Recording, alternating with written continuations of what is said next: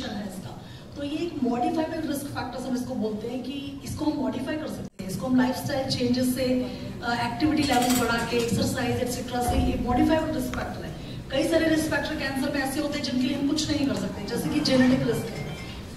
यदि आप किसी तरह की एब्नॉर्मलिटी, किसी तरह की म्यूटेशन को लेके आप बॉर्न हुए तो उसके बारे में कुछ नहीं किया जा सकता है, कुछ रिस्क रिड्यूसिंग सर्जरीज एक्सेट्रा की जा सकती है, मगर ये ओबेसिटी या स्मोकिंग इस तरीके के फैक्टर हैं जिनको हम डेफिनेटली मॉडिफाई कर सकते हैं। तो इसलिए ये ज़्यादा रेलेवेंट है, ज़्यादा इंपॉर्टेंट है, इनके बारे में जागरूकता लाना बहुत बहुत जरूरी है। बहुत सारे कैंसर से जिनमें इसका एसोसिएशन देखा गया है, स्पेशली मैं बोलूंगी ब्रेस्ट कैंसर। ब्रेस्ट कैंसर में भी सेवरल सब टाइप्स हैं और उनमें हार्मोन रिसेप्टर सब टाइप्स जो होता है, जो ईस्ट्रोजन प्रोजेस्टेरोन रिसेप्टर पॉजिटिविटी के साथ मिलता है, वो सबसे ज्यादा प्रोमिनेंटली सामने आया है कि इसकी रिस्क इससे अधिक होती है। तो क्यों ओबेसिटी एसोसिएटेड है कैंसर से, तो उसके लिए कई तरीके के फैक्टर्स हैं। एक मैंने बताया आपको, हार्मोन्स की जो ईस्ट्रोजन प्रोजेस्टेरोन होते हैं वो उनकी मात्रा अधिक होती है ओबीज पेशेंट्स में जो ओवरवेट हैं, तो वो एक फैक्टर है। Inflammation is a very important risk factor for any cancer generation and even after cancer, यदि हम कैंसर को ट्रीट भी कर देते हैं तो रिकरेंस के चांसेस भी ज्यादा होते हैं जो पेशेंट मॉर्बिडली ओबीज होते हैं। तो हम हमेशा ये रेकमेंड करते हैं कि प्राइमरी प्रिवेंशन और सेकेंडरी प्रिवेंशन दोनों तरीके से ओबेसिटी पर काम करना जरूरी है। कुछ और भी एसोसिएशंस जो होते हैं, जो कॉम्प्लिकेटेड वेरियस रिसेप्टर्स, वो सब भी ओबेसिटी में देखने को मिलते हैं। तो मैं एक सिंपल मैसेज में ये बोलूँगी कि obesity is important factor which is found to be associated with several cancers. इसका निदान पॉसिबल है, इसको प्रिवेंट करना पॉसिबल है, और कुछ मॉडरेट लेवल की एक्सरसाइजेस रिकमेंड करता है एनसीआई, जो हमारे ग्लोबल एसोसिएशंस हैं, वो रिकमेंड करते हैं कि यदि moderate activity 30 minutes 3 times week में यदि की जाए तो हम उसको उस पर कंट्रोल किया जा सकता है कुछ मात्रा में। तो ये सब हेल्दी प्रैक्टिसेस हैं। हमको healthy life, fruit vegetables consumption increase, और बाकी एक्सरसाइज को हम यदि इंकॉर्पोरेट करते हैं अपने प्रोग्राम में तो हम इस पे हेल्प मिल सकते हैं। Thanks Jyoti. Liver disease, heart disease, it is all interlinked. और ये जो मोटापा मतलब सेंट्रल ओबेसिटी है, it is closely linked to the development of fatty liver disease. आपने कई बार सुना रहेगा कि कोई हेल्थ एग्जामिनेशन हो या रूटीन सोनोग्राफी हो, उसमें फैटी लिवर पकड़ में आता है, and it is quite common nowadays. So आप you all will be very surprised to know कि fatty liver has taken over viral hepatitis and alcohol as the predominant cause of liver disease globally. And in India or in nations with westernization of the lifestyle and changes in the dietary habitus, motapa, it is all being a significant contributor to the development of fatty liver disease, and we call it as the metabolic syndrome or metabolic associated fatty liver disease, which is the most common cause of chronic liver disease या liver cirrhosis जो हम बोलते थे, वो उसका सबसे common cause globally बन चुका है। And targeting obesity or central obesity at its root cause, that is prevention of obesity or treatment of obesity in its early stages, will prevent the progression of fatty liver disease. So initially fatty liver disease जो बोलते हैं हम, it progresses to several stages. कि शुरुआत में there is just fat deposition on the liver जो हमें sonography में पता चलता है, एंड उसके बाद होता है कि लिवर में सूजन आना चालू हो जाती है, जो लिवर एंजाइम्स बढ़ते हैं, SGOT, SGPT, and third stage is when जो लिवर बार बार सूजन के कारण सड़ने लगता है और लिवर सिरोसिस डेवलप होता है। यही लिवर सिरोसिस आगे जाके डीकॉम्पेंसेटेड क्रॉनिक लिवर डिसीज और लिवर कैंसर का रूप अंदर ले सकता है, एंड हमें इसे ओबेसिटी अगर जो उसका रूट कॉज है उसको अगर जड़ से मिटाए तो ये एक important cause of liver disease को हम कंट्रोल में ला सकते हैं, एंड आई थिंक इसी के लिए ये प्रोग्राम डायरेक्टेड है। And thanks Rohan.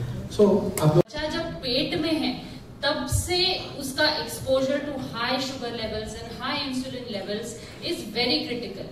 तो अगर मदर ओबीज होती है या at the time of getting pregnant if she is obese, तो बेबी का जो जेनेटिक मेकअप है that also gets fundamentally affected, and children of mothers who are obese are more likely to be obese themselves in their life ahead. इसलिए mothers, young women of reproductive age, आपको obesity को और अच्छे से tackle करना पड़ता है for the generations that are going to come in the future. अगर उसके बाद हम यंग एज में आए तो प्यूबर्टी, जब पीरियड्स वगैरह स्टार्ट होते हैं, एट दैट एज ओबेसिटी आजकल हम बहुत कॉमनली देखते हैं कि यंग लड़कियों में पीरियड स्टार्ट होने में तकलीफ होती है, अगर हो भी गए तो भी it does not go naturally as we expect. Reproductive years में तो ओबेसिटी का हमको इम्पोर्टेंस पता ही है, क्योंकि प्रेग्नेंट होने में तकलीफें होती हैं। प्रेगनेंसी जब एक बार हो जाती है तब उसके बाद प्रेगनेंसी की कॉम्प्लिकेशंस बहुत बढ़ जाती हैं if the mother is overweight और ओबीस, क्योंकि जेस्टेशनल डायबिटीज के चांसेस, हाइपरटेंशन के चांसेस ये प्रेगनेंसी को कॉम्प्लिकेट करते हैं। And after that of course इस सब का जो बेबी के न्यूट्रिशन में है उस पे भी फर्क पड़ता है। इसलिए या तो either very overweight babies, macrosomic babies, या फिर अंडरवेट बेबीज, क्योंकि जो प्लेसेंटा है, जो बेबी का न्यूट्रिशन देने वाली जो ऑर्गन है, as that itself gets affected because of the environment and metabolism of the mother. इसलिए ओबेसिटी एंड मेटाबॉलिक सिंड्रोम, इसका management in women is as important as it is in males, क्योंकि हम obesity सोचते हैं तो हमको लगता है कि शायद हार्ट का प्रॉब्लम आएगा, शायद बीपी का प्रॉब्लम आएगा, पर इसका फीमेल हेल्थ पे भी उतना ही ज्यादा इम्पोर्टेंस है। थैंक्स नेहा। आपने देखा होगा यहाँ पे मैंने जानबूझ के लिए डाला हुआ है डबल करके। So having an overweight 26 years and I've done thousands of surgeries. So if you ask me, tell me one thing, how can I prevent knee arthritis and avoid knee replacement? यदि आप मेरे से पूछें, और बहुत सारे patient पूछते हैं कि डॉक्टर एक सिंपलेस्ट तरीका बताओ जिससे कि मेरा नी आर्थराइटिस नहीं हो और मेरा फ्यूचर में नी रिप्लेसमेंट ना हो, तो उसका एक सिंपल जवाब है वेट मेंटेन करो, और ज़्यादा वेट है तो रिड्यूस करो। तो maintaining weight and reducing excess weight is key to avoid knee arthritis and knee replacement. And I think it is very, very difficult and it requires holistic approach. Knee एक weight reduction एक separate और बहुत ही difficult science है. And thank you to Dr. Sanjay Khare and team for launching this. This will prevent many knee arthritis patients and this will cure many knee arthritis patients and prevent many knee replacements. Thank you.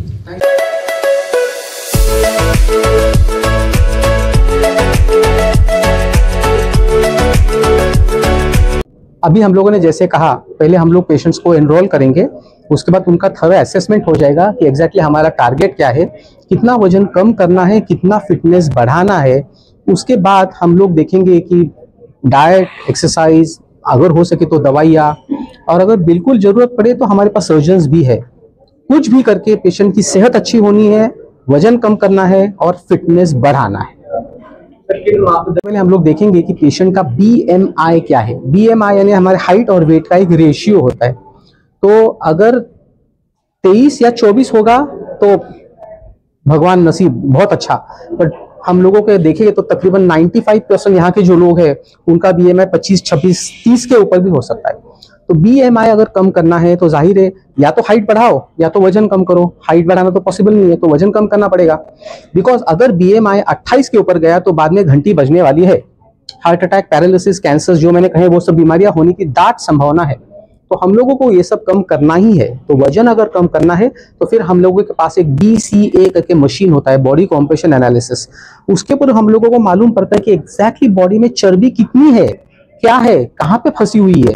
उस तरीके से फिर हम लोग हमारा treatment plan करते हैं। जैसे एक मोटापा जो है कि बीमारियों या एक तो होता है कि एक तो वजन बहुत ज्यादा होता है, उसके बाद स्ट्रेस फैक्टर हम लोग गिनते नहीं है ना। अभी हमारे गए साल में कम से कम 10 या 12 doctors who used to run marathon किया, घर में आए, घंटी बजाई, dead. So physical fitness is not everything, as Richa said. यहाँ पे भी होता है ना रे स्ट्रेस रिलीफ। 2025 में किसको स्ट्रेस नहीं है? आपको नहीं है, मुझे नहीं है, सबको है स्ट्रेस। तो हमारा जो स्ट्रेस मैनेजमेंट है दैट इज वेरी इंपॉर्टेंट। और वजन कम करने के लिए not only physical exercise, mental exercises are as important. Pranayama जो जैसे रिचा ने कहा, इसलिए तो हम लोगों ने प्रोग्राम में हमारे जो पुराना जो हमारा विजडम है, Indian wisdom, yoga, pranayama, I am giving a lot of belief on that also. So ये जो वजन ज्यादा होता है, इवन 5% वजन अगर ज्यादा होगा तो जैसे आपने कहे 66 बीमारियां उसके साथ जुड़ी हुई है। तो right from depression, heart attack, paralysis, kidney failure, arthritis, खास करके हम लोग देख रहे हैं पीरियड्स आजकल लेट होना, पीसीओडी करके कंडीशन होती है जहाँ पे पिंपल्स आ सकते हैं। औरतों में बच्चे न होना, या फिर अगर बच्चे हुए तो डिलीवरी में प्रॉब्लम होना, अगर डिलीवरी अच्छी हुई तो बहुत कॉम्प्लिकेटेड डिलीवरी होना, और ये इसके बाद जो बच्चा बेचारा पैदा होता है वो भी मोटा आता है, यानी that whole vicious circle continues. तो इसलिए कहीं ना कहीं तो उसको हम लोगों को रुकाना ही है। आता जीवनशैली बदलली, जीवनशैली पाहिली तर आज काय मोहीम देता आहे आणि काय म्हणजे वजन वाढवायला नेमके त्याला तुमच्याकडून बोलू असं काय स्पेशली? सो आम्ही हा प्रोग्राम आता लॉन्च केलेला आहे, आयकॉम institute of clinical obesity and metabolism. याच्यामध्ये आपण एक होलिस्टिक 360 कोणावरती आपण सगळं जीवनशैली बदलून टाकायचा प्रयत्न करतोय। फक्त गोळ्या घेऊन किंवा इंजेक्शन ठोकून कधीच बारीक कोणी होणार नाहीये। ऑपरेशन करता येईल आपल्याला, पण अरे ऑपरेशन झाल्यानंतर सुद्धा लोकांची वजन वाढलेली आम्ही बघितलेली आहेत। So the best is to go very scientifically, त्याच्या बेसिसवरती जायचं की बाबा प्रॉब्लेम काय आहे। आपण आजकाल माहिती बका बका जेवतो, टीव्ही बघता बघता जेवतो, त्याच्यानंतर मग रात्री 3 वाजता झोपतायत लोक, सकाळी 10 वाजता उठतायत, सगळ्या कशाला काही थाराच उरलेला नाहीये। तो निसर्गाशी संलग्न आपल्याला राहायला पाहिजे। मदर नेचरच्या बरोबर आपण जर का तफावत केली तर वी आर गोइंग टू पे फॉर इट व्हेरी हेवीली। तर हे सगळे संदेश आम्ही आमच्या ह्याच्यातून देतो, आणि ज्या लोकांचं अनफॉर्च्युनेटली ऑलरेडी वजन वाढलेलं आहे, जसे मी 4-5 पेशंट्स आणले, त्यांना पण आम्ही ऑलरेडी ठीक करून दाखवलेलं आहे। So we have done it. Sir, लहान दुर्भाग्याची गोष्ट ती आहे जे तुम्ही म्हणालात, आता सध्या आपल्याकडे भारतामध्ये we have the dubious, Vijay is not there ना, विजय येवले, भारतामध्ये we have the dubious distinction of being the country with the highest number of obese बच्चूज। हे काय, ही शर्मेची गोष्ट आहे। आणि ॲज यू राईटली सेड, हे का होतंय, कारण की लहानपणापासून होतंय।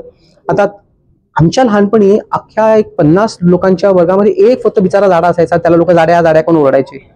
आता काय होतंय की मेजॉरिटी झाडे असतात आणि अभावानेच एक कोणतरी बारीक निघेल। हे सगळं का होतंय? टॅबलेट्स देतात आई पोरं, आई बाबा दोघे काम करतायत की पोराला गप्प बसवायचं कसं, की हे घे, पॅड घे, हे घे, मोबाईल बघ, पॉकेमो बघ, आणि मग त्याने क्याव क्याव केलं की थम्स अप चिकटवायचं त्याला। जर अजून ओरडला तर पेपी द्यायची, अजून फारच कटकट केली तर वेफर्स द्यायचे। बाकी मग आई बाबा दोघं थकले येऊन संध्याकाळी घरी येतात, कोण स्वयंपाक करणारे, वरण भात भाजी करा, कोण करे, बोलावर रे झोमॅटो, बोलावर रे स्विगी। हे असंच जर का चालू राहिलं तर आर यू सरप्राइज की हे असं होतंय? सर, मुलांना काय screen time is the worst, आणि सगळ्यात म्हणजे आम्ही सगळे जे आहोत, correct me if I am wrong, the most important screen time बंद करायचा, शुद्ध घरचं खाणं खायचं टू व्हॉट एव्हर एक्सटेंट, आणि निद्रा कमीत कमी मुलांच्या करता एक 10 तास रात्रीची झोप, आणि ऍडल्ट्स करता 8 तास, आणि त्याचं रात्री 2 वाजता झोपून सकाळी 12 वाजता उठणं त्याला काय अर्थ नाही हो। निसर्गाचे काय काय कानून असतात। सो सूर्योदयाच्या बरोबर उठणं आणि सूर्यास्ता बरोबर झोपणं म्हणजे आपण बरोबर निसर्गाशी फिट होतो। एवढं करा, आपोआप सगळं तुमचं चक्र नॉर्मल येणारच येणार, जातंय कुठे।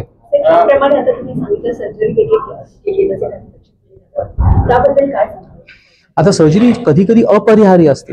काही काही लोकच आमच्याकडे येतात की त्यांची वजन 150 किलो, आणि तुम्ही कितीही कानाठोपाळे करा, किंवा वर्षांनी सांगितलेलं तुम्ही खाऊ नका, किंवा रिचानी सांगितलेलं व्यायाम करा, कितना वजन कम होगा, 10 किलो, 15 किलो, 20 किलो, उसके ऊपर तो नहीं होने वाला है। वेळेस तो पेशंट तिकडे धापा टाकला, Deepali she was in a bad shape, operation करायलाच लागतं। आजकाल ऑपरेशन इतकं सुटसुटीत झालंय की आता समजा उद्या ऑपरेशन असेल तर आज आम्ही पेशंटला ऍडमिट करतो, उद्या ऑपरेशन होतं, आणखीन परवा घरी। साधारण एक, आता डिपेंड्स तुम्ही बेड किती घेता, काय घेता, साधारण एक 3.5 ते 6.5 लाखाचा ऍव्हरेज, 5 लाखाचा ऍव्हरेज पकडा। गुड न्यूज इज की आजकाल आता इन्शुरन्सचे कंपनीज याच्याकडे द्यायला लागलेले आहेत, कारण की भारत सरकारला इन्शुरन्स कंपनीला जाग आलेली आता की अरे ओबेसिटी सगळ्यात खतरनाक ओबेसिटी आहे। तर ओबेसिटी कमी करण्याकरता तुम्ही जर का ऑपरेशन केलं तर इन्शुरन्स कंपनीचाच त्याच्यामध्ये लाभ आहे।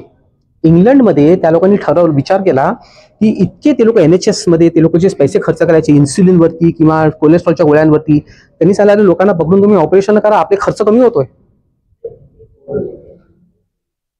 मॅम, आता जसं तुम्ही योगाबद्दल माहिती योगासाठी कधी कधी असं होतं की लोकांना वेळ देखील मिळत नाहीये, कधी कधी मॉर्निंगला अशा गोष्टी की घाईगडबडीत योगा करू शकत नाही, पण त्यासाठी कसा वेळ काढला पाहिजे असं तुम्ही सांगतो, त्याच्यामध्ये कसा लोकांना वेळ काढून योगा करावा, किंवा मॉडर्न लाईफ शेअरिंगसाठी काय? हिंदी में बोलूं क्या? मराठी मला करते हैं, पर हिंदी में बोलूंगी तो ठीक है। हाँ, तो आप ओके, तो आपका क्वेश्चन है कि बहुत सारा समय नहीं होता है लोगों को, तो क्या करें?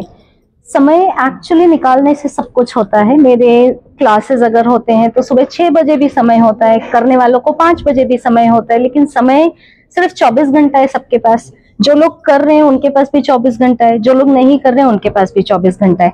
अगर ये प्रायोरिटी में ले लेंगे, प्रायोरिटी मतलब प्राथमिकता, कि इसके बिना मेरा चलने वाला नहीं है, तो फिर वो अपने आप समय निकाल लेंगे। और ऐसा पूरा जरूरी नहीं है कि आपको 1 घंटा ही करना है, 15 मिनट 20 मिनट सुबह थोड़ा सा मेडिटेशन भी करेंगे चलेगा। लेकिन मेडिटेशन सीखने के लिए पहले आसन प्राणायाम सीखना जरूरी होता है। तो मेरा कहने का मतलब ये है कि ऐसा कोई कुछ नहीं है कि सुबह ही करना है, सुबह करने से बहुत अच्छा होता है, और ऐसा कुछ नहीं है कि पूरा घंटा भर करना है। कम से कम 15 20 30 मिनट अगर आप अपने लिए नहीं निकाल सकते, अपने दीर्घायु के लिए नहीं निकाल सकते, अपने ठीक रहने के लिए, तो मैं क्या बोलती हूँ कि ये टाइम लगा के बहुत सारा टाइम मिल जाता है। क्योंकि अगर आपने आधा घंटा निकाला तो आपका दिन भर का फोकस, दिन भर की हैप्पीनेस, दिन भर का अमेजिंग योगा कर्मसु कौशलम, जितना काम करते हो वो बाकी का काम कम में हो जाएगा। पर ये टाइम निकालना नॉन नेगोशिएबल है, मतलब इसके ऊपर कॉम्प्रोमाइज करना ही नहीं। अगर ये दिमाग में आ जाएगा मुझे सिखाने की जरूरत ही नहीं पड़ेगी, अपने आप हो जाएगा।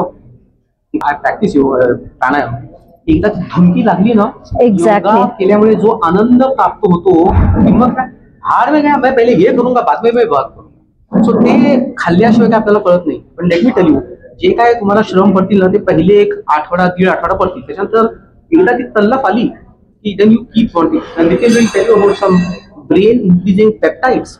आपण जितके व्यायाम करतो आपल्या ब्रेन मध्ये काही केमिकल्स वाढतात। मुन्ना भाई एमबीबीएस में सांगितलं होतं ना, केमिकल लोचा है, not bullshit, it is the truth.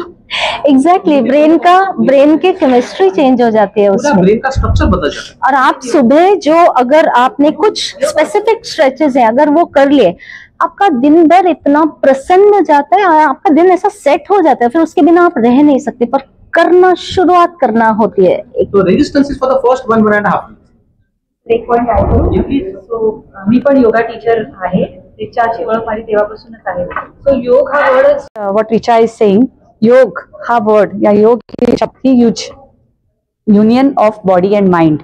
So this help us in all the aspects of obesity. दिमागी तौर पे, बॉडी पे, मुंह पे, everything is योग. It's connecting with your body, mind, taking decisions for how good diet I will follow, whether to follow it or not, disciplining, time zone, sleep pattern, relaxation. I think that is what, it helps even in your diet program. Your body gets more programmed to eat well because the hormone ghrelin जे आम्ही म्हणतो ज्यांनी भूक वाढते त्याच्यावर पण control करू शकतो म्हणजे. आणि इट्स अ होलिस्टिक अप्रोच, म्हणजे नुसतं एकच केल्याने होत नाही. You need balance of all the aspect including किती फायदे हे गोष्ट म्हणजे लोन घेतल्यासारखं आहे. Everything is temporary. Finally at the end of it you have to count the calories. तुम्ही पैसेही मोजता त्याला आणि ते पैसे मोजून तुम्हाला किती कॅलरीज किती प्रोटीन मिळतं हे आमचं काम आहे काउंट करणं. So is it worth it? Are you going to take it lifelong? We can give it, but there is you cannot replace 2 meals. कोणीतरी सांगितलं की 2 वेळा जेवून खा आणि पावडर खा, भरभर वेट कमी होतं, पण तेवढंच झपाटीने वजन परत वाढतं. त्यामुळे fast weight loss is not a answer. Sustainable weight loss is the best thing. जसं आपण जिने चढतो, उतरताना एक एक पायरी उतरतो. So it's all about that. म्हणजे आपण जसा काय लोक म्हणतात आम्ही घरी काम करतो म्हणजे तेच एक्सरसाइज आहे. मोस्टली जे हाऊसवाईफ जे असतात ते घरी जे काम करते, जॉब नाही करत. आम्ही जॉब करतो म्हणून माहिती आमची हलचल होते, पण काय लोक जे घरी हाऊसवाईफ आहेत ते म्हणतात आम्ही एक्सरसाइज घरी, आमची जे आम्ही घरचं काम करतो तेच आमची एक्सरसाइज है. पण तसं नसतं. अपने लिए टाइम निकालना जरूरी है. और एक्सरसाइज जो हमारा प्रोग्राम है, जो भी बताया सर ने, साइंटिफिक है. ऐसा नहीं है कि बस आज सर मैम ने बोला है तो हम 1 घंटा वॉक करेंगे वही एक्सरसाइज है. हर एक चीज के लिए एक प्रोग्राम साइंटिफिकली डिजाइन किया है. हमें 10 मिनट वार्म अप के लिए रखना है, 20 मिनट का एक्सरसाइज और 10 मिनट का वापस कूल डाउन. 10 मिनट अगर आप 1 घंटा नहीं दे सकते तो शुरुआती में आप आधा घंटे से एक्सरसाइज शुरू कर सकते हो. आप 5 मिनट के लिए वार्म अप करो. वार्म अप क्या रहता है? हमारी बॉडी को प्रिपेयर करता है एक्सरसाइज के लिए. तो अगर हम वार्म अप में आप ब्रीदिंग एक्सरसाइज जैसे मैडम ने बताया वो इंक्लूड कर सकते हो. हल्के हल्के स्ट्रेचेस एक्सरसाइजेस इंक्लूड कर सकते हो. फिर आप कोई भी एक्सरसाइज, अगर आपको जरूरी नहीं है कि एक्सरसाइज करने के लिए आपके पास बड़े बड़े इक्विपमेंट्स होने जरूरी है. आप अगर आपको होम प्रोग्राम भी हम देंगे, जैसे अगर हमारे प्रोग्राम में 24 सेशंस का प्रोग्राम है, उसके बाद में कोई पेशेंट है जो बोलेंगे अभी हम 2 महीने अभी हम घर पे ट्राई करते हैं, उसके लिए हम प्रोग्राम भी पेशेंट को एक्सप्लेन करते हैं. तो प्रोग्राम कैसे घर पे करना है। अगर जैसे यहाँ पे आप हफ्ते में 3 दिन आओगे, बाकी भी दिन ये नहीं है कि छुट्टी है, बाकी दिन भी घर पे एक्सरसाइज करनी है, तो वो घर पे जो एक्सरसाइजेज आपको करनी है वो कैसे करनी है। अगर हमने 10 मिनट का एक्सरसाइज किया, स्ट्रेचिंग किया, 15-20 मिनट का आपको वॉक करना है, वॉक करके स्टेयर्स चढ़ना है, वो हम आपको डिजाइन करेंगे। उसको हमने कूल डाउन करना है। Cool down in the sense आप 1 घंटा एकदम फास्ट वॉक करें, तुरंत आप रुक नहीं सकते हो, आपको धीरे धीरे रुकना है। अगर तुरंत आप रुकोगे तो आपका बीपी ड्रॉप हो सकता है, जो हम क्रैम्प्स बोलते हैं वो आते हैं। तो वार्म अप, फिर एक्सरसाइज, एक जो एरोबिक ट्रेनिंग है, कोर स्ट्रेंथनिंग एक्सरसाइजेस है, वेट्स के साथ exercises, and then the cool down. ये 3 चीज आनी ही चाहिए कोई भी एक्सरसाइज प्रोग्राम में। सिर्फ भागना ट्रेडमिल पे या सिर्फ साइकिल करना या सिर्फ रनिंग करना, ये एक्सरसाइज प्रोग्राम नहीं होता है। पूरा तीनों चीजों का मिलाप होगा तो ही वो एक्सरसाइज फिट होगा, then you can sustain that weight. और सिर्फ 2 महीने वेट लॉस करके ऐसा मत सोचिए कि अभी हम छोड़ देंगे तो वापस वो रिवर्स भी हो सकता है। तो सस्टेन रहना चाहिए, उसके लिए आपको एक्सरसाइज मेंटेन करनी है। जो माइंडसेट आहे, जो प्रिवेलिंग लाईफस्टाईल आहे, त्याला चेंज करण्याचा आहे। Once you change the lifestyle, things will change. आता तुम्ही बघितलं, I don't know how many of you remember, 20-25 वर्षापूर्वी पर woman, that is in India, भारताचा स्टॅटिस्टिक्स होता की पर वुमन 3 किंवा 4 मुलं व्हायचं। आताचं भारताचं स्टॅटिस्टिक्स आहे की पूर्ण देशामध्ये <2. का झालं ते <2? बिकॉज माइंडसेट चेंज, एक जनरेशन मध्ये माइंडसेट चेंज झाला। एवढं मुलं आपल्याला परवडणार नाही, कसं त्यांचं हे करणार, त्यांना पालन पोषण हे करत, कसं स्कूलमध्ये कसं पाठवणार, जॉब कसं, तर माइंडसेट, सोसायटीचा माइंडसेट चेंज झाला।